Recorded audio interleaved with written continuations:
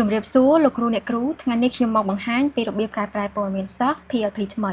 បន្ទាប់ពីលោកគ្រូអ្នកគ្រូចូលមកដល់ថ្នាល PLP ថ្មីលោកគ្រូអ្នកគ្រូធ្វើការចូលទៅកាន់អនុវិស័យការអប់រំបឋមសិក្សាបន្ទាប់មកចូលទៅកាន់គ្រូបង្រៀនបន្ទាប់មកលោកគ្រូអ្នកគ្រូធ្វើការចូលទៅកាន់ថ្នាលគ្រប់គ្រងសាលារៀនលោកគ្រូអ្នកគ្រូនឹងមកដល់ប្រព័ន្ធព័ត៌មានអ្នកប្រើប្រាស់ហើយលោកគ្រូអ្នកគ្រូធ្វើការចូលទៅកាន់ត្រេ3ខាងលើនេះក្នុងនេះមានគ្រូបង្រៀនថ្នាក់សិស្សវត្តមានគ្រប់គ្រង QR code របាយការណ៍លោកគ្រូអ្នកគ្រូធ្វើការចូលទៅកាន់សិស្ស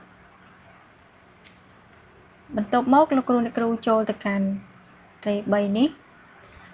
គ្រូអ្នកគ្រូធ្វើការយកពាក្យថាកែប្រែព័ត៌មានផ្ទាល់ខ្លួន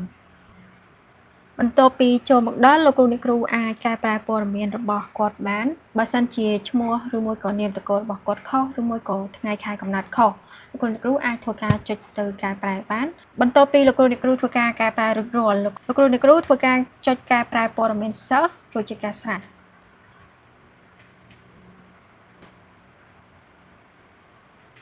វីដេអូរបស់ខ្ញុំបានមកដល់ទីបញ្ចប់សូមអរគុណនិងជម្រាបលា